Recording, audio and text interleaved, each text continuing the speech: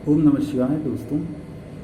मेरे YouTube channel Lord Shiva yoga and meditation में आप सबका स्वागत है। हमने योग के बारे में जाना, हमने आसन के बारे में जाना, और अब जबकि आप आसन के बारे में जान चुके हैं तो हमारा तीसरा जो स्टेप है, जो तीसरा कदम है, वो प्राणायाम के बारे में है। यानी जब हम आसन के बारे में जान गए, आसन को करना सीख गए और उसमें सिद्धि प्राप्त कर लेते हैं, तो हम प्राणायाम को सीखने और जानने का प्रयास करते हैं, क्योंकि ये उसकी तीसरी सीढ़ी है।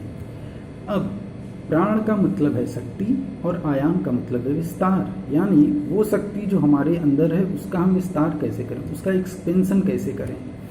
जितनी एनर्जी अभी हमारे मन में, शरीर में, मस्तिष्क में है, भावनात्मक रूप से जो शक्ति है, शारीरिक रूप से, उसका विस्तार कैसे करें, उसको उस इनफाइनाइट सोर्स ऑफ एनर्जी से, अनंत ऊर्जा के स्रोत से कैसे जुड़ें, जिससे कि हम जीवन में बड़े कर्म कर सकें, बड़े लक्ष्य प्राप्त कर सकें और अच्छा और स्वस्थ और एक सुखद सुंदर जीवन जी सकें। इन सब को करने के लिए प्राणायाम की खोज हमारे ऋषियों ने की है।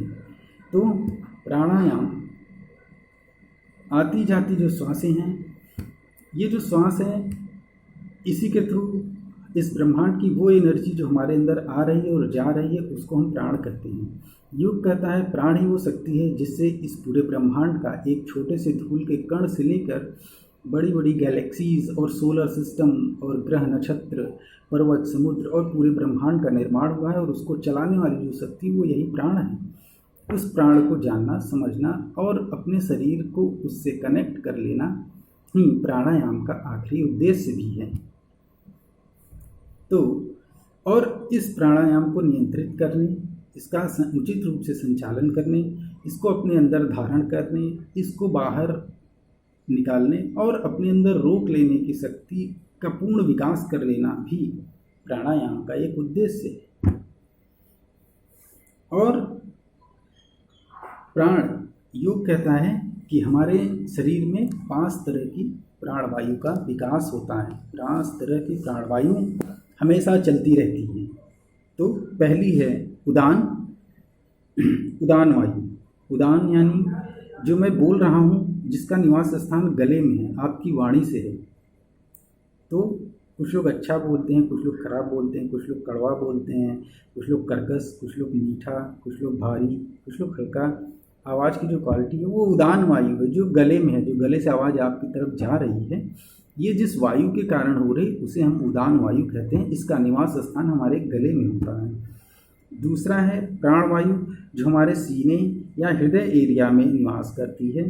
जो हृदय का रीजन है, उन कार्यों को, वहाँ पे जो भी अंग है उनको, और वहाँ पर जो चीज़ें हैं उनको संचालित और ऊर्जा देने का जो काम करती है, वो है प्राणवायु, जो गले से नीचे है और सीने में है। फिर आती है समान वायु, जो कि मध्य हमारे शरीर के डाइजेस्टिव सिस्टम को नियंत्रित करती है और चलाती है और उसके कार्यों को संचालित भी करती है, इसलिए समान वायु। और उसके बाद आती है अपान वायु, जो आमाशय के नीचे है। और excretion system, elimination system means कि जब आप पेशाब करने जाते हैं, फ्रेश होने जाते हैं, तो जो हम अपने शरीर के चीज़ें निकालते हैं बाहर वेस्ट मटेरियल के रूप में, उन सब चीज़ों को निकालने, कंट्रोल करने और उन अंगों को व्यवस्थित और सुव्यवस्थित रखने और उनको स्वस्थ रखने का जो काम है, वो अपान वायु का है।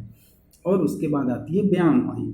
व्यान वायु का काम पूरे शरीर में संचरण करना है। वो पूरे शरीर में घूमती रहती है और जहाँ पर जिस अंग को, जिस हमारे शरीर के पार्ट को ऊर्जा की आवश्यकता है, उसे प्रदान करती रहती है। यानी संपूर्ण शरीर में ऊर्जा का वितरण करती है, उनको प्रदान करती है, पहुंचाती है। तो इस तरह से हमने उन 5 तरह के प्राणवायु का जो एक कैटेगरीज है, डेफिनीशन है, उनके अलग अलग भागों में बांटा गया है, वो हमने जाना। इनकी उपयोगिता यही है कि जब हम जिस तरह के, सपोज कि आपके डाइजेस्टिव सिस्टम में प्रॉब्लम है, तो आप अपने अपान वायु पे काम करेंगे। अपान वायु पे काम करने से डाइजेस्टिव सिस्टम, किडनी, लीवर, इन सब के फंक्शंस ठीक हो जाते हैं, वो शक्तिशाली हो जाते हैं और धीरे धीरे आप देखते हैं कि बहुत सारी बीमारियाँ इनसे रिलेटेड ठीक होने लगती हैं। तो हम कहते हैं कि प्राणायाम से ये बीमारियाँ ठीक होती हैं।